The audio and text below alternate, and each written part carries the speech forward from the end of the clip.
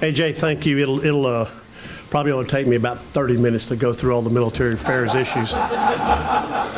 A couple of things, though. This morning, you've already heard from two other groups who are going to talk about military issues, the cybersecurity people as well as healthcare. And so, as you can see, military goes across a lot of lines in the city of San Antonio.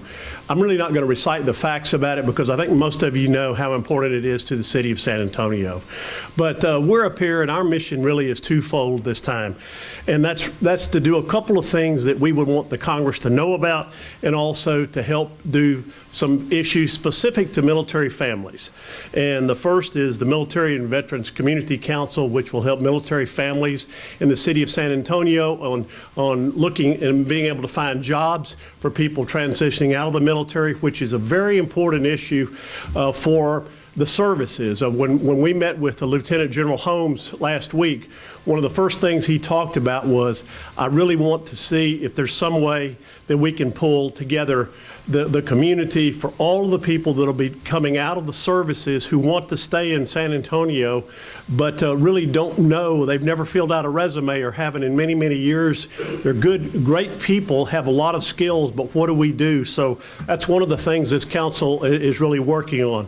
Secondly, most of you have heard about impact aid. There's always an issue with school funding, but particularly for our installations, our school districts that are on military installations, impact aid and the continued funding of that program at a higher level is very, very important for those school districts, because they really don't have any place else to go. We want to make sure that we keep those districts robust.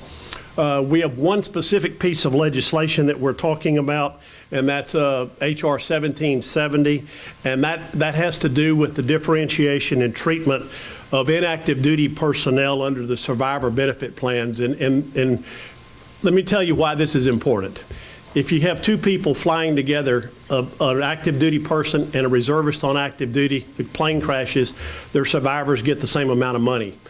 If the next day they're still flying together, but the reservist is on inactive duty for training that day, their family gets about a fourth of what the active duty members, survivors get. And that's a real inequity out there for the people that are serving our country. Believe me, when they get in that airplane or they're in a tank or they're on a ship, nobody really cares what their status is, because they're all in it together protecting all of us. And so we're going to be advocating for that. And obviously we'll be talking about all of the military construction funding projects with our members that we're helping support the military in San Antonio. That's just today on the Hill.